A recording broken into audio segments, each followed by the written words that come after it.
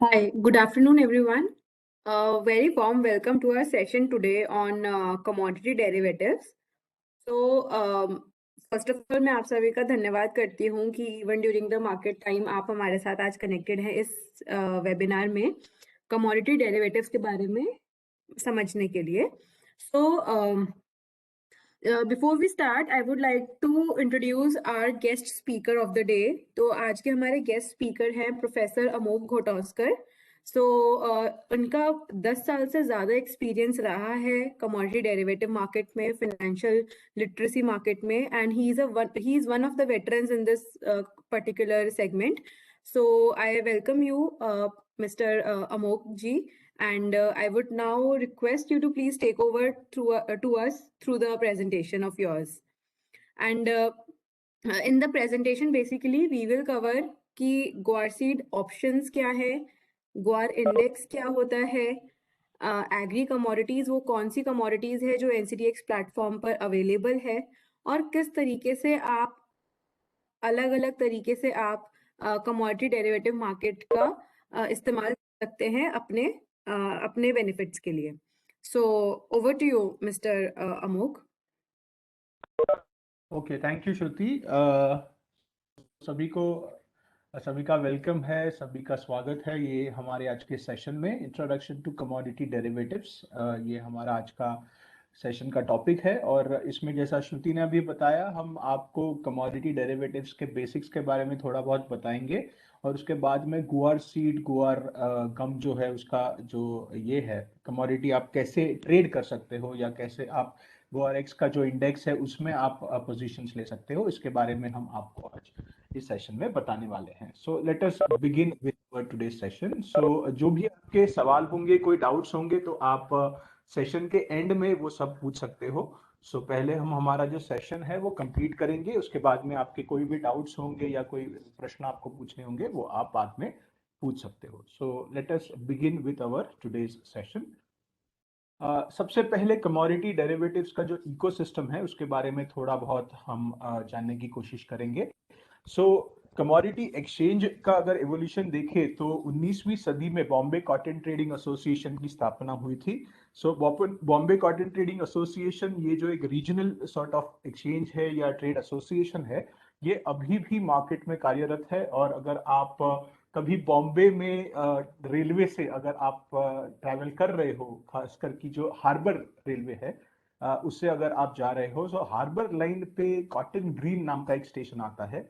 और cotton green station के side में अगर आप देखते हो तो अभी भी ये ट्रेड एसोसिएशन जो है, जो कि बॉम्बे कॉटन ट्रेड एसोसिएशन है, वो अभी भी उसकी बिल्डिंग आप देख सकते हो। पुरानी पत्थर सहित एक बिल्डिंग है। आजू बाजू में आप बहुत से लेबरर्स भी देखोगे जो बड़ी बड़ी गोनियां लेके जाते हैं। So that is basically the Bombay cotton trading association.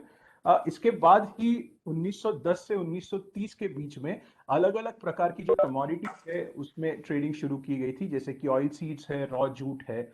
उसके बाद में 1953 में 1953 में फॉरवर्ड्स मार्केट कमीशन, जो कि पहले कमोडिटी मार्केट्स का रेगुलेटर हुआ करता था, उसकी स्थापना की गई थी। उसके बाद में धीरे धीरे बहुत से गतिविधियां होती रही बीच में। कमोडिटी मार्केट, बहुत सी कमोडिटीज बैन भी की गई, बहुत सारा वोलेटिलिटी बहुत सी होने की वजह से। उसके बाद में धीरे धीरे अलग अलग कमिटीज की स्थापना की गई, जिन्होंने रेकमेंड किया कि वापस कमोडिटीज को ट्रेडिंग में शुरुआत की जाए। और वैसे 19वीं सदी में 2000 साल जैसा जैसा आया, वैसे धीरे धीरे कमोडिटीज ओपन होती गई। और उसके बाद में 2001 में सभी कमोडिटीज को ओपन किया गया वापस ट्रेडिंग के लिए। सो उसके बाद में गवर्नमेंट ने इनविटेशंस मंगाए कि कौन एक्सचेंज स्थापन करना चाहता है। उसके बाद में 2003 में 3 नेशनल लेवल की जो कमोडिटी एक्सचेंजेस है उसकी स्थापना की गई।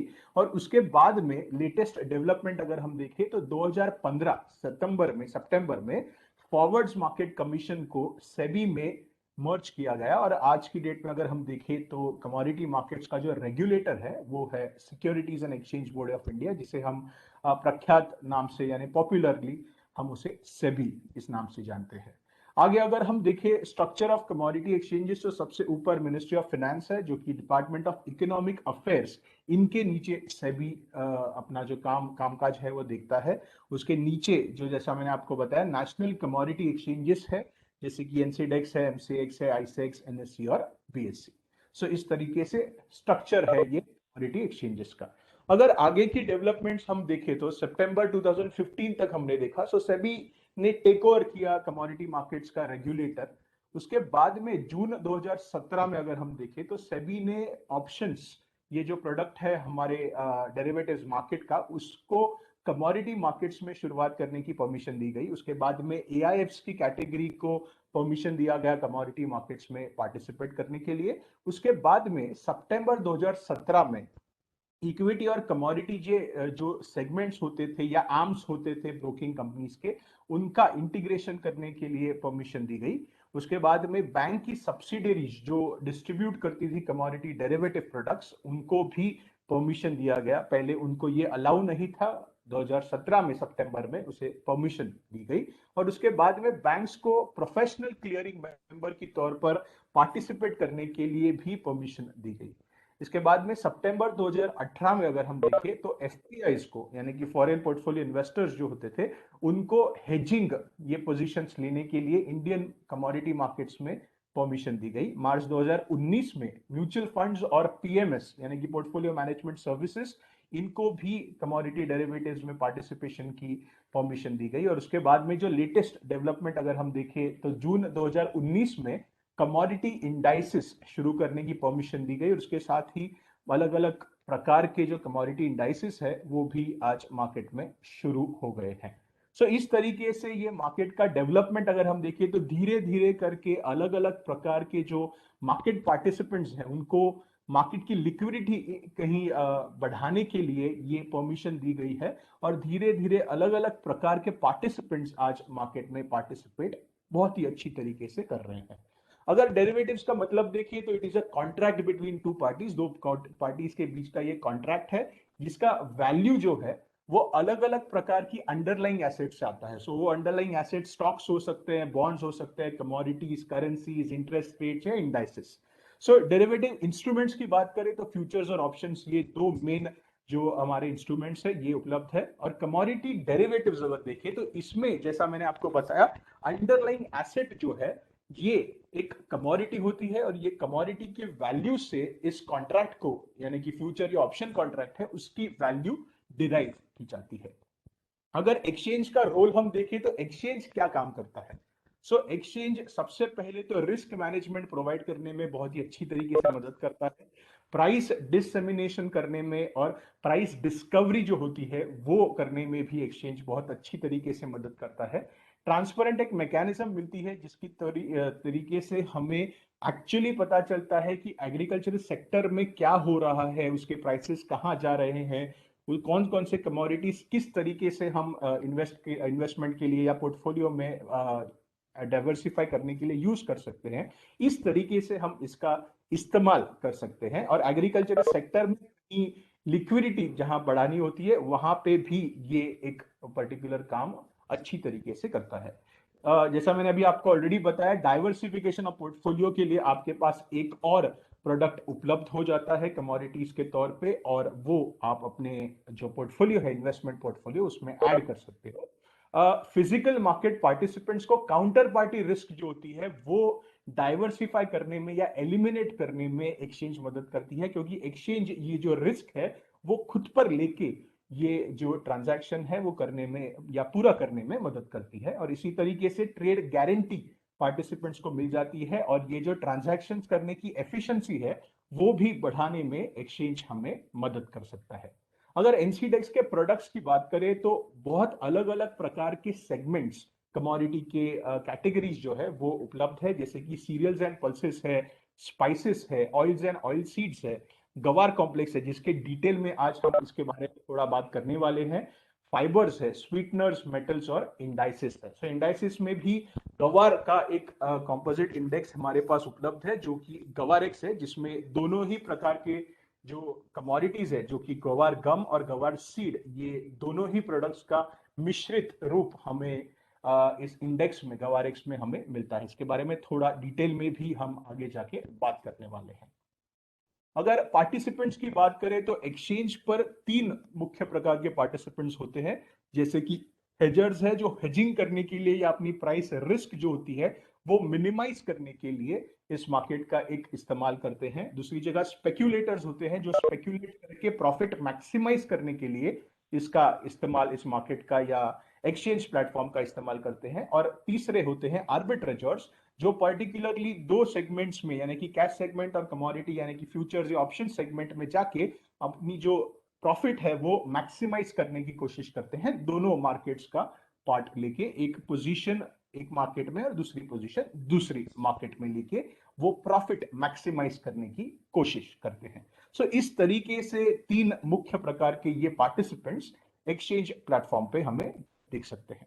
अगर हम ऑप्शंस के बारे में बात करें तो ऑप्शंस ये जो प्रकार है, प्रोडक्ट है, कॉन्ट्रैक्ट है, ये फाइनेंशियल इंस्ट्रूमेंट्स है जो कि एक राइट तो देते हैं मगर कॉन्ट्रैक्ट एक्सरसाइज करने का कोई भी ऑब्लिगेशन आपके ऊपर एक्चुअली नहीं होता।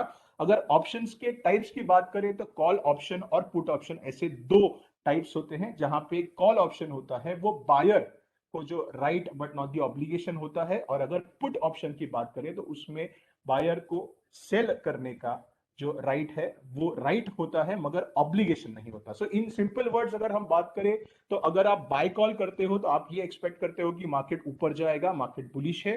अगर सेल कॉल करते हो तो नीचे की ओर मार्केट जाते हुए आप देख सकते हो। But on the other side अगर आप पुट ऑप्शन बाय करते हो तो मार्केट बेरिश होना आपके लिए अच्छा है, और अगर उल्टी पोजीशन आप लेते हो उसमें जो कि सेल पुट करते हो तो मार्केट ऊपर जाएगा तो आपका बेनिफिट हो सकता है। लेकिन एक चीज इसमें आप ये समझ लीजिए कि अगर आप बाइंग साइड में जाते हो यानी कि बाय कॉल या बाय पुट में जाते हो तो आपका जो प्रॉफिट है वो अनलिमिटेड हो सकता है, मगर आपका लॉस है वो आप अपनी जो प्रीमियम अमाउंट है वहां तक ही सीमित यानी कि रिस्ट्रिक्ट कर सकते हो।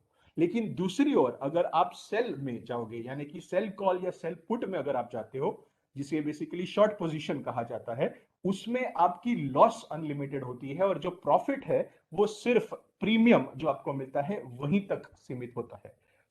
अगर रिस्क आपको कम कंपैरेटिवली लेना है तो आप बाय कॉल या बाय पुट पोजीशन में जा सकते हो, जो कि लॉन्ग कॉल और लॉन्ग पुट पोजीशन हो सकती है। और अगर ज्यादा रिस्क अगर आपको लेनी है तो दूसरी ओर आप जा सकते हो शॉर्ट कॉल और शॉर्ट पुट पोजीशन में। इस तरीके से आप ऑप्शंस में भी अपना जो पोजीशन है वो आप ले सकते हो। सो शायद आपके मन में ये सवाल होगा कि कमोडिटी ऑप्शंस में क्यों जाना चाहिए, so what are the advantages of getting into commodity option contracts. So सबसे पहले तो इसमें आपको सिर्फ प्रीमियम भरना है, आपको कोई भी प्रकार का मार्क टू मार्केट मार्जिन रखने की इसमें जरूरत नहीं है, ये है आपका फर्स्ट एडवांटेज। दूसरी ओर अगर आप पुट ऑप्शंस में जाते हो तो जैसा मैंने आपको बताया, शॉर्ट पोजीशन लेने में आपको कम से कम रिस्क लेके आप इसमें जा सकते हो, और अगर आपको कोई भी प्रकार की रिस्क ज्यादा लेनी है तो आप पुट ऑप्शन में भी आप जा सकते हो। ऑप्शंस की अगर ओवरऑल स्ट्रक्चर के बारे में हम बात करें तो फ्यूचर कॉन्ट्रैक्ट से कम अमाउंट ऑफ मनी या पैसे में आप ऑप्शंस में पोजीशन ले सकते हो। फ्यूचर्स में आपको ज्यादा पैसों की या मार्जिन की जरूरत लग सकती है, लेकिन ऑप्शंस में आप कम से कम प्रीमियम भर के भी आप उसमें पोजीशंस ले सकते हो। सो अगर एक्सपर्ट्स की बात करें तो एक्सपर्ट्स बहुत से बार ऑप्शंस को एक टाइप का प्राइस इंश्योरेंस कहते हैं, जहां वोलेटाइल जो मार्केट्स होती हैं वहां पे इस पर्टिकुलर प्रोडक्ट में जाके, यानी कि ऑप्शंस ये प्रोडक्ट में जाके हम वो प्राइस रिस्क को मिनिमाइज करने की कोशिश या हेज करने की कोशिश हम इसके थ्रू कर सकते हैं। ऐसा बहुत से एक्सपर्ट्स इसके बारे में कहते हैं। So these are some of the advantages why you should get into commodity options. अगर ऑप्शंस कौन से प्रोडक्ट में आप जा सकते हैं इसके बारे में आप बात करें तो जैसा मैंने आपको बताया, एनसीडेक्स आपको गवार गम और गवार सीड ये दो प्रोडक्ट्स में ऑप्शंस आपको ऑफर करता है, और ये गवार में ही क्यों आपको करना है इसके बारे में थोड़ी ही देर में मैं आपको उसमें डिटेल में बताऊंगा। So as of now I leave you with only these two things, but आगे जाके मैं इसके बारे में क्यों, बिकॉज आपके मन में ये सवाल तो जरूर आया होगा कि गवार में ही क्यों करना है या गवार में ही हम क्यों इन्वेस्ट करें। सो इस बारे में हम डिटेल में थोड़ा आगे जाके बात करेंगे। So as of now I leave you with these two things with regards to options. So अगर कमोडिटी इंडाइसिस की हम बात करें तो एनसीडेक्स के द्वारा सेक्टोरल इंडाइसिस आपके पास उपलब्ध है इन्वेस्टमेंट करने के लिए। एनसीडेक्स सेक्टोरल इंडाइसिस जो है वो प्राइस बेस्ड इंडाइसिस है, जो कि आपको एक्सपोजर ऑफर करता है पूरे मार्केट में वो पर्टिकुलर सेक्टर में इन्वेस्ट करने के लिए। सो इस प्रकार से आप आपकी जो पोजीशंस है वो आप ले सकते हो। सो अभी हम बात करें तो ये इंडाइसिस कैसे काम करती है। सो इस इंडाइसिस में अगर हम देखें तो एक प्रकार के कंपोनेंट्स होते हैं जो कि प्रोडक्शन और लिक्विडिटी के बेसिस पे सिलेक्ट किए जाते हैं। हर एक जो इसका कंपोनेंट होता है उसको अपने अपने वेट्स दिए जाते हैं, जो कि नेशनल प्रोडक्शन और ट्रेडेड वैल्यू इसके बेसिस पे ये वेट्स असाइन किए जाते हैं। ये जो कंपोनेंट्स होते हैं ये हर साल के पहले दिन यानी कि 1 अप्रैल को, फाइनेंशियल ईयर के जो पहला दिन होता है उसको बैलेंसिंग किए जाते हैं, यानी कि उसका जो वेटेज है या उसके जो डेरिवेटिव प्रोडक्ट्स है वो आप चेंज कर सकते हो, मगर ये साल में सिर्फ एक बार ही हो सकता है। और इसका कंपोनेंट कितने परसेंटेज का या इसका वेट कितने परसेंटेज का होना चाहिए, इसकी एक अपर लिमिट और लोअर लिमिट रखी जाती है। सो अपर लिमिट है कैप जो कि 70% है, और लोअर लिमिट है 30, यानी कि जिसे फ्लोर लिमिट या फ्लोर प्राइस कहा जा सकता है। सो इस प्रकार से इसका जो फ्रेमवर्क है या इसका जो स्ट्रक्चर है वो बनाया जाता है। सेक्टोरल इंडाइसिस में ही आपको क्यों जाना चाहिए या आप इसको एक एडिशनल इन्वेस्टमेंट ऑप्शन के तौर पर क्यों देख सकते हो, तो सबसे पहले तो इसमें लगने वाली जो कॉस्ट है वो बहुत कम है। कैश सेटलमेंट इसमें की जाती है, तो कोई भी प्रकार की एक्चुअल या फिजिकल डिलीवरी आपको लेने की जरूरत नहीं है। जैसा मैंने आपको ऑलरेडी बताया, इसमें जो मार्जिन्स लगते हैं वो बहुत ही कम आपको मार्जिन्स लगते हैं, और बाकी के एसेट क्लासेस के साथ या प्रोडक्ट्स के साथ अगर आप कंपेयर करोगे तो इसकी कोरिलेशन बहुत कम है, जिसके वजह से बहुत ही अच्छी तरीके से आपको पोर्टफोलियो डाइवर्सिफाई करने में मदद मिल सकती है। अगर हम एक पर्टिकुलर सेक्टर की बात करें तो सेक्टोरल इंडाइसिस आपको एक डायरेक्शन दिखा सकती है कि आपको किस तरीके से कौन से सेक्टर में कैसी और किस तरीके से आपको इन्वेस्ट करना है।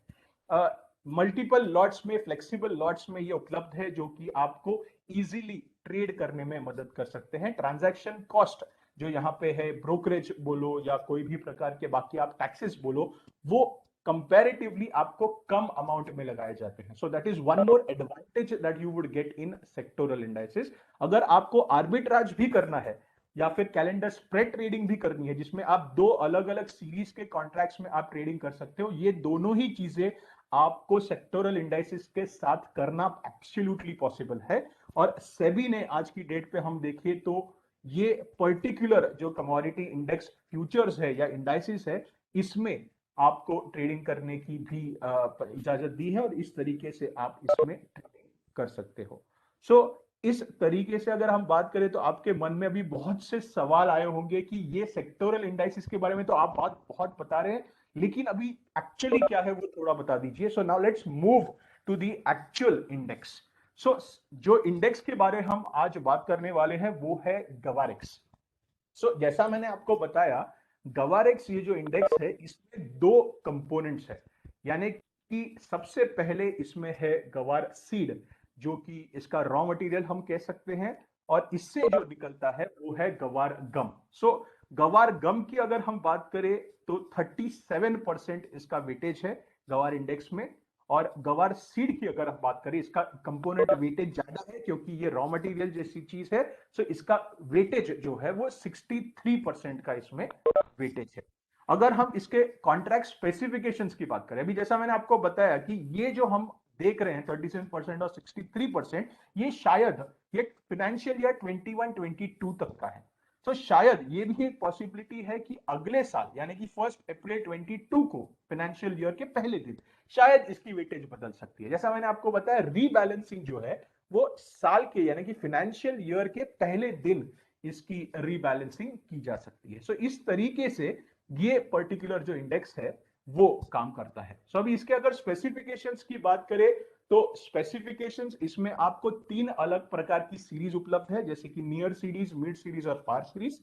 इसकी जो टिक साइज है यानी कि जो प्राइस वोलेटिलिटी की जो मूवमेंट है वो ₹1 की मूवमेंट ऊपर या नीचे की और आप देख सकते हो। यूनिट ऑफ ट्रेडिंग की बात करें तो एक मार्केट लॉट इसमें 100 यूनिट्स का होता है। ट्रेडिंग आवर्स अगर हम देखें तो मंडे से फ्राइडे तक, सोमवार से शुक्रवार तक, सुबह 9 बजे से शाम के 5 बजे तक आप इसकी जो ट्रेडिंग है वो आप कर सकते हो। और आखिरी दिन जो भी एक्सपायरी का दिन होगा उस दिन 5 बजे की जो प्राइस होगी वो प्राइस को कंसिडर करके इसका जो सेटलमेंट है वो किया जाएगा, और अकॉर्डिंगली एक्सपायरी डे जो भी होगा वो last trading day of the month, जो भी महीने की आखिरी तारीख होगी, ट्रेडिंग डे होगा, उस तारीख को इसकी सेटलमेंट की जाएगी। इसमें जो इनिशियल मार्जिन की रिक्वायरमेंट है वो 10% इतनी रखी गई है, और इस तरीके से इस कॉन्ट्रैक्ट को या इस गवारेक्स कॉन्ट्रैक्ट को स्पेसिफिकेशन की तौर पे बनाया गया है। अगर हम इस इंडेक्स की परफॉर्मेंस को देखें पिछले फाइनेंशियल ईयर की, अगर हम देखें अप्रैल 20 से लेके मार्च 21, सो इसमें बहुत ही वोलेटाइल मूवमेंट आपको दिख सकता है। सो वोलेटाइल मूवमेंट जब भी आपको दिखता है तो एक चीज आप ये डेफिनेटली कर सकते हो कि ऊपर नीचे जब मार्केट जाता है या इंडेक्स जाता है वो आपके लिए बाइंग एंड सेलिंग के बहुत अट्रैक्टिव स्पॉट्स बन सकते हैं। सो इस तरीके से आप इसकी परफॉर्मेंस को देख के ये अंदाजा लगा सकते हो इनडायरेक्टली कि इसमें आपको एंट्री और एग्जिट पॉइंट्स बहुत बार मिल सकते हैं। सो अगर हम इंडेक्स की बात करें और ये दो जो कंपोनेंट्स है गवार सीड और गवार गम है उसकी बात करें तो इसमें क्यों हमें इन्वेस्ट करना चाहिए, ये भी अभी आपके मन में एक सवाल आया होगा। सो इसमें अगर हम बात करें तो ओवरऑल जो पॉपुलेशन की आउटलुक है वो बहुत ही पॉजिटिव आउटलुक हमें दिखती है। सो अगर हम OECD FAO यानी कि organisation of economic cooperation and development, food and agricultural organisation of the United Nations, इनकी अगर हम एग्रीकल्चरल आउटलुक 2021 की रिपोर्ट को अगर रेफर करें तो इसमें पॉजिटिव ट्रेंड आपको एक पॉपुलेशन के लिए दिखाया गया है। 2050 तक का इसमें एक ट्रेंड दिखाया गया है, प्रोजेक्टेड ट्रेंड है ऑफ कोर्स से। लेकिन एशिया अगर हम देखें, जिसमें पर्टिकुलरली भारत और चाइना, ये दो बहुत बड़े ऐसे जो कंट्रीज है, देश है, वो आते हैं, इसकी वजह से वो सबसे ऊपर हमें यहाँ पे दिख रहा है। और जैसे ही पॉपुलेशन बढ़ती है डेफिनेटली उसका जो इंपैक्ट है वो ओवरऑल मार्केट पे आ जाता है। सो अभी हम अगर गवार की बात करें तो गवार मार्केट का अगर हम आउटलुक देखें तो ग्लोबल जो गवार गम की मार्केट है वो अप्रोक्सीमेटली $865 या 864.96 अगर एग्जैक्टली बात करें मिलियन इतनी थी 2019 साल में। और ये अगर हम आगे की अगर अंदाजा लगाए तो 2025 साल में ये अप्रोक्सीमेटली $1.33 बिलियन इतनी बढ़ने की एक हम अंदाजा हम लगा सकते हैं, जो कि अप्रोक्सीमेटली सीएजीआर निकलता है 7.5% का 2019 से 2025 तक।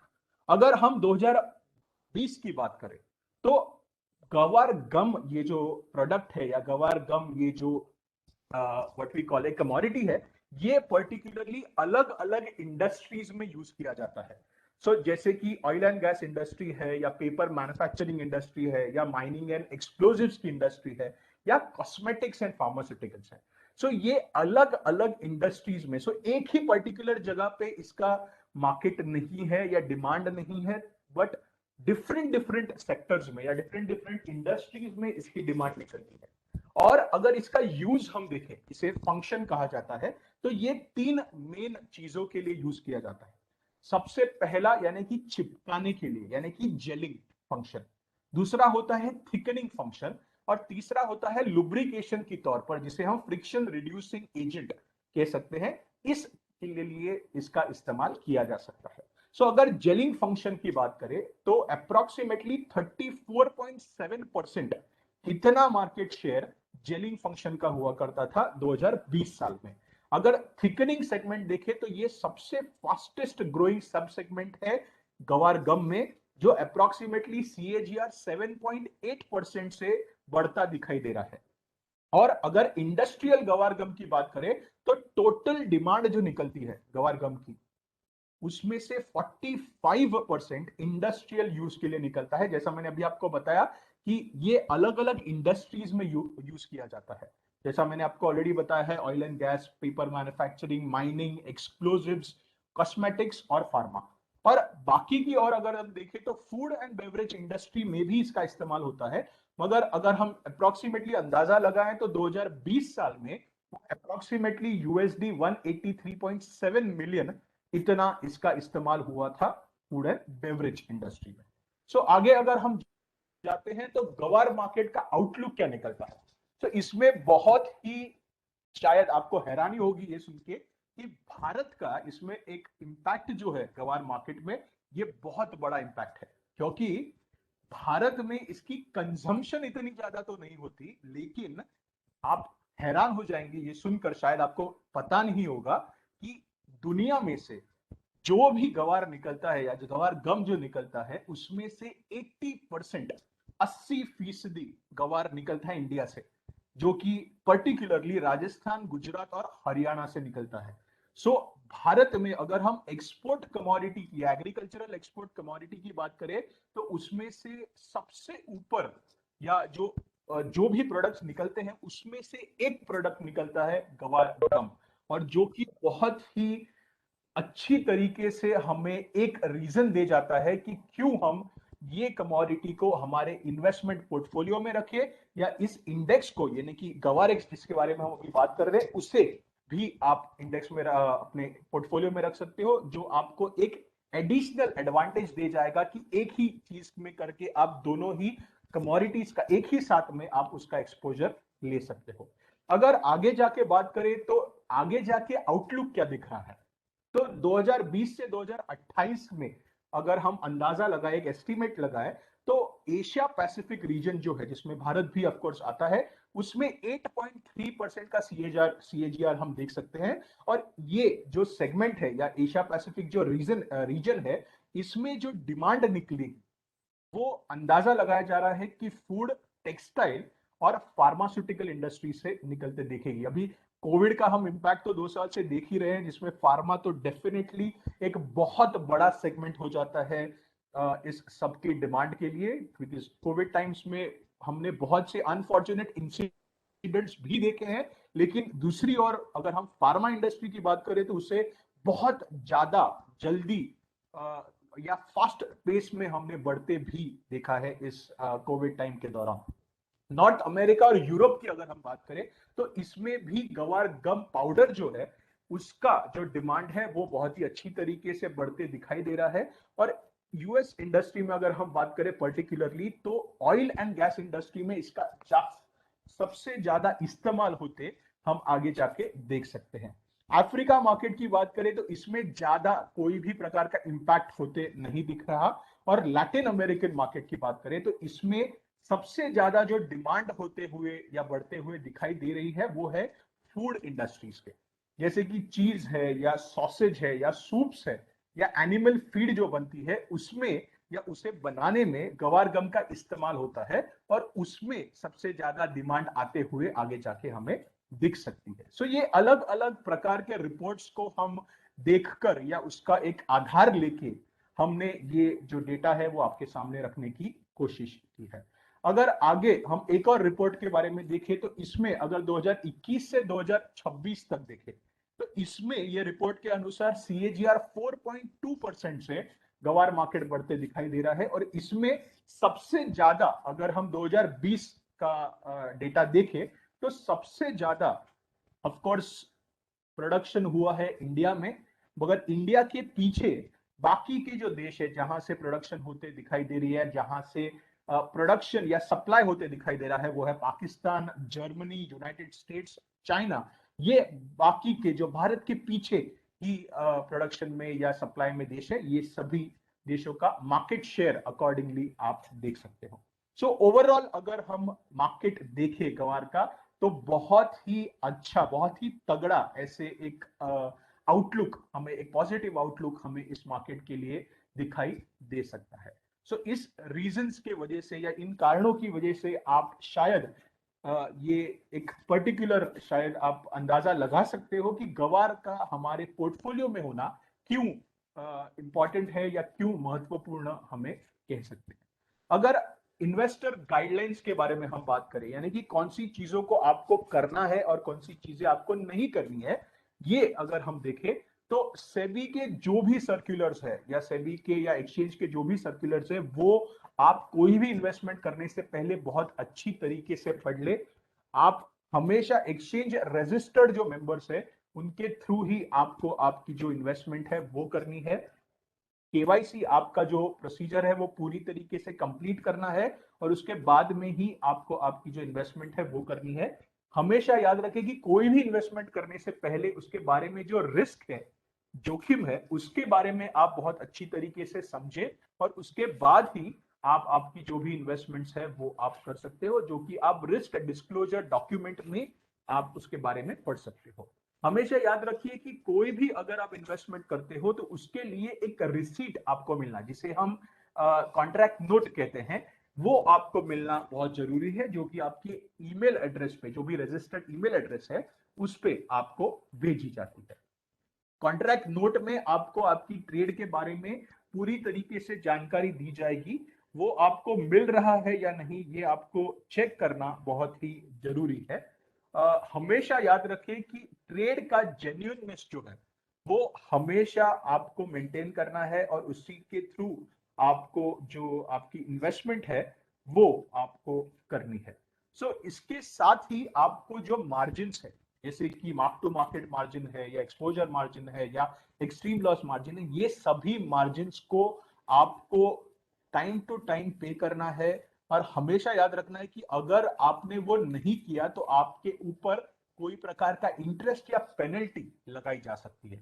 इसीलिए वो हमेशा आपको टाइम टू टाइम सभी चीजें करना बहुत ही जरूरी है।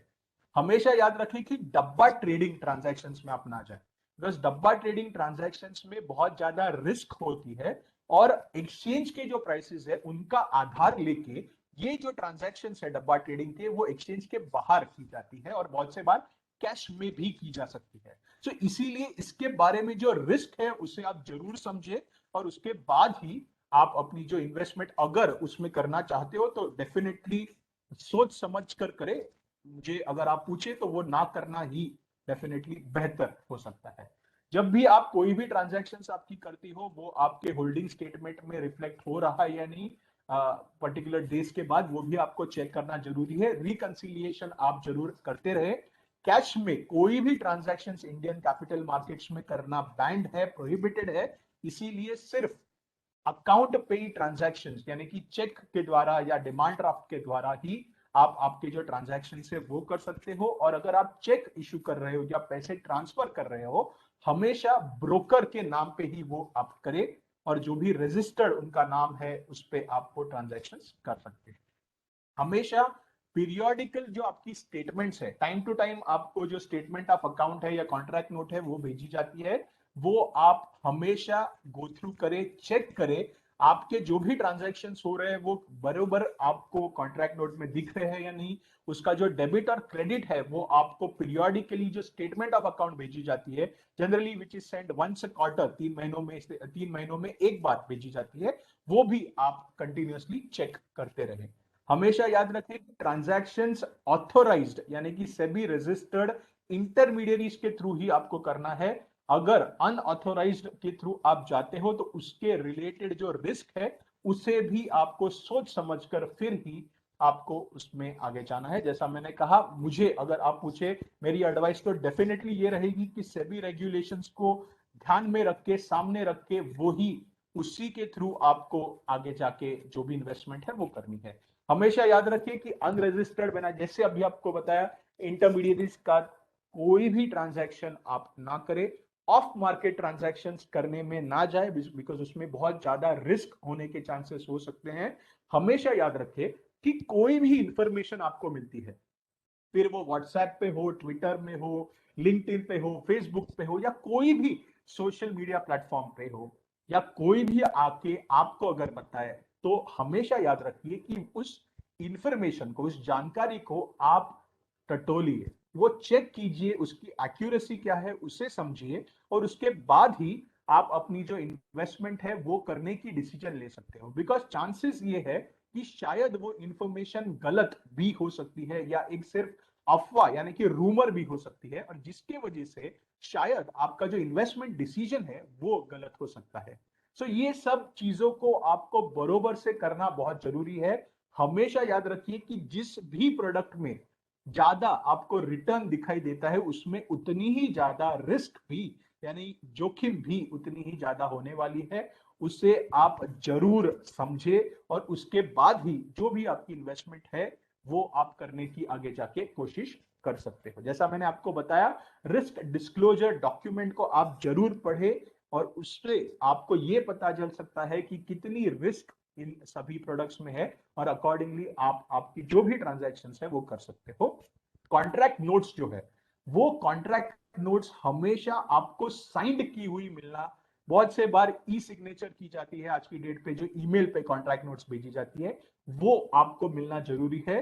तो वो साइंड है या नहीं वो भी हमेशा आप चेक कीजिए। अगर अनसाइंड है या डुप्लीकेट है तो वो आप अपने ब्रोकर के पास हाईलाइट कर सकते हो, और जो भी ऑथोराइज्ड ये है कॉन्ट्रैक्ट नोट है वो बेचने के लिए आप बोल सकते हो। कोई भी मार्केट रूमर्स में ना जाएं, बिकॉज बहुत से बार मैंने जैसे आपको बताया कि इंफॉर्मेशन आप तक जो पहुंचती है वो शायद गलत हो सकती है, सिर्फ एक अफवाह हो सकती है, और जिस वजह से आपको ये भी समझना जरूरी है। और उसके बाद में ही आपको जो भी आपकी इन्वेस्टमेंट करना है या पोजीशंस जो भी आपको लेनी है वो आप ले सकते हो। हमेशा अपनी समझदारी से काम लीजिए। दूसरों का तो सुनना है, सुन सकते हो, दूसरों ने जो आपको बताया है वो आपको समझना है वो समझ सकते हो, लेकिन अगर आप उसे समझ ना पाए या फिर आप उसका स्टडी या एनालिसिस ना कर पाए, तो आप जरूर एक्सपर्ट्स, जो भी एक्सपर्ट्स को आप ट्रस्ट करते हो, जिन पे आपको विश्वास है, उनको आप अप्रोच कर सकते हो, उनको आप पूछ सकते हो, और उसके बाद में ही आपको जो भी इन्वेस्टमेंट करनी है वो अकॉर्डिंगली आप अपनी डिसीजन ले सकते हो। सो बोलने की कोशिश मेरी सिंपल इतनी ही है कि डायरेक्टली कोई भी डिसीजन ना ले। कोई भी आपको कुछ भी बताए, आप सबसे पहले अपनी समझदारी से काम लीजिए। आपको अगर वो ना समझ पाए, या आपको कोई भी अगर क्वेश्चन है, कोई डाउट्स है, तो जो भी एक्सपर्ट्स को आप ट्रस्ट करते हो, जिन पे आपको विश्वास है, उनको आप अप्रोच करें, उनसे आप वो समझ के लिए, और उसके बाद ही आप आपकी जो भी इन्वेस्टमेंट है वो आप अकॉर्डिंगली बाद में कर सकते हो।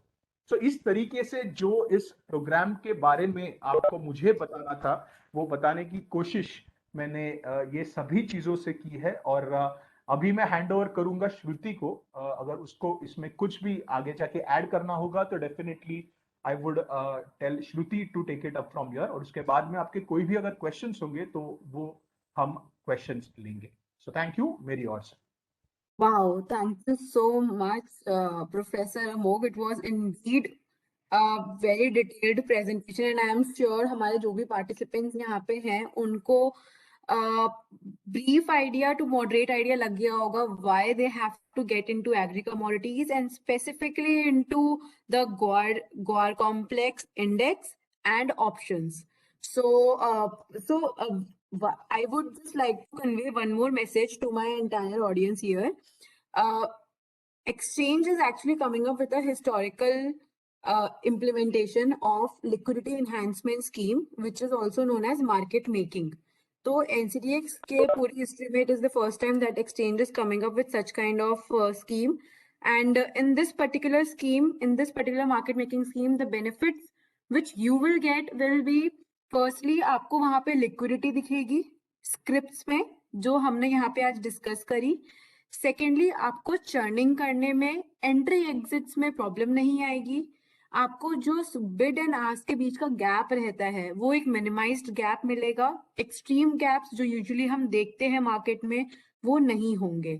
आपके near month contracts, mid month contracts, far month contracts जो भी रहेंगे सबके अंदर आपको एक प्रॉपर बुक मिलेगी wherein you will feel like trading.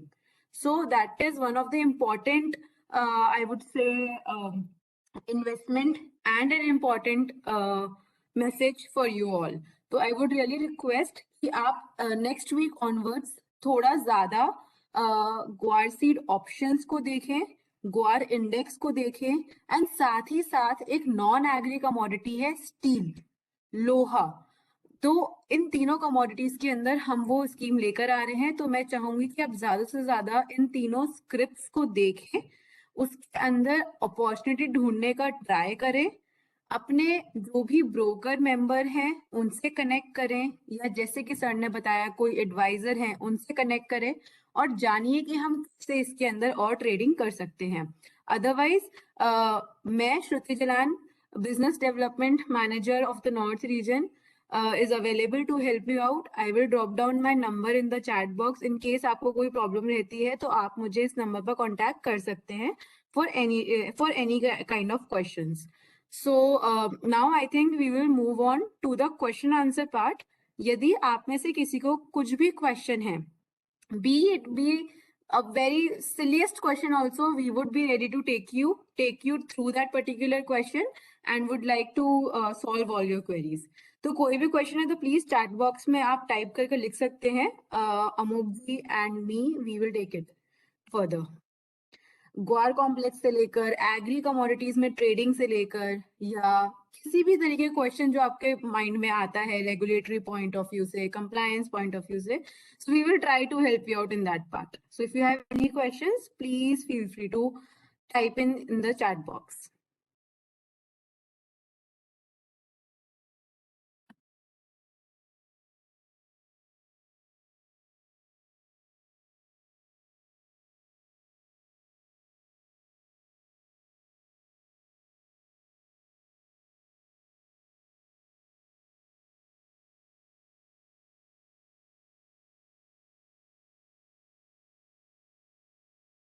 Okay, so I have got a question that will you please brief more on the LDAs?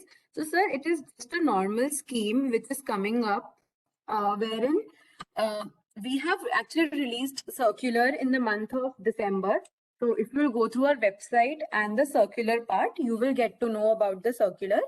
But in that, market makers are being allotted for these particular these three scripts. And इसके अंदर जो main benefit आता है that is more of the liquidity, book building, and churning for the retail participants, for people like you who can do intraday. If you want to do BTST, you can do that, or if you want to do delivery based, you can do that also. So the point is that you will get liquidity, you will get more churning power, and you will be able to have entry exits very easily.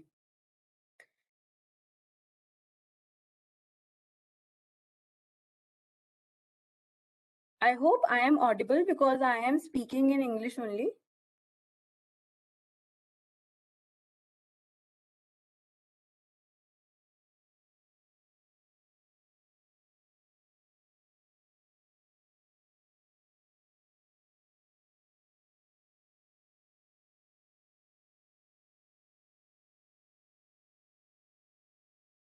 Okay, so I've got one more question which says agri commodity कहाँ से trade होता है? Okay, so sir, basically what happens is कि agri commodities आपका जो futures है वो NCDX platform पर ट्रेड करा जाता है और इसका स्पॉट मार्केट आपकी जो कंजम्पशन और प्रोडक्शन एरियाज होते हैं उन कमोडिटीज की वहां से वो स्पॉट मार्केट का रेट आता है।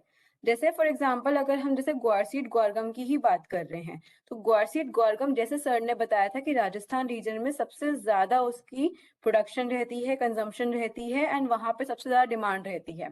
सो वो एक ऐसा एरिया है राजस्थान एरिया जहां से ग्वारसीड ग्वारगम का स्पॉट का प्राइस आता है और उस स्पॉट के भाव को देखकर स्पॉट के भाव को देखकर हम फिर फ्यूचर्स पर अपना ट्रेड उस तरीके से एग्जीक्यूट करते हैं, आइदर इन प्रीमियम फॉर्म और इन द डिस्काउंटेड फॉर्म, जो भी हमारा व्यू पॉइंट है उसके हिसाब से।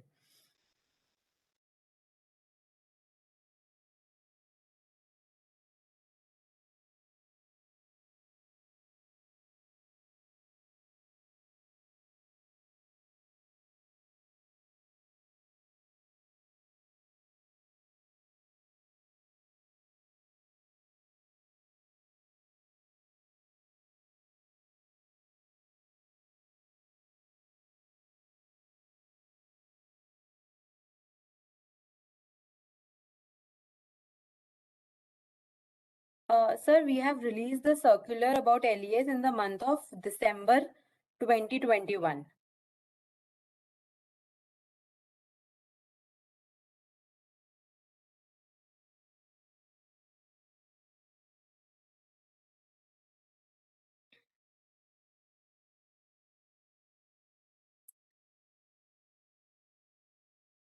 सो आई वुड रियली रिक्वेस्ट कि आप अभी से थोड़ा थोड़ा ट्रैक करने लगे इन कमोडिटीज को, ग्वार सीड के फ्यूचर्स को, ग्वारगम के फ्यूचर्स को, ग्वार ग्वार इंडेक्स एज अ इंडेक्स उसको, ग्वार सीड ऑप्शंस को और स्टील को। तो बेसिकली ग्वार कॉम्प्लेक्स और स्टील है जिसको आप थोड़ा फोकस कर आप अभी से ट्रैक कर चल सकते हैं, बिकॉज नेक्स्ट वीक ऑनवर्ड्स आपको उसके अंदर और अच्छी ट्रैक्शन मिलेगी which will help you understand trading and which will help you in getting into the agri commodities.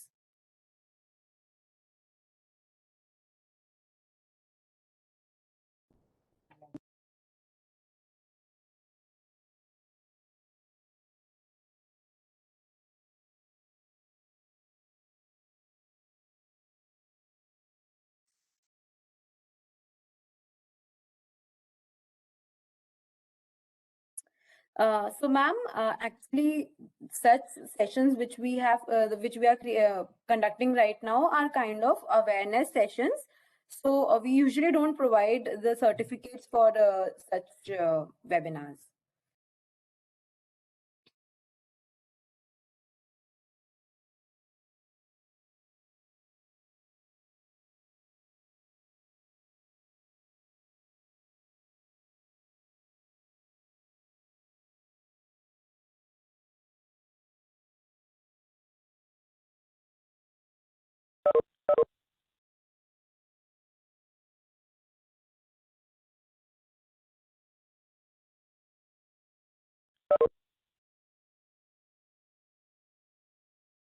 Okay, so as I can see that we do not have more questions. So Amok sir, if you give me permission or if you have anything to add, we can add it. Otherwise, if you give me permission, we can wind off the session.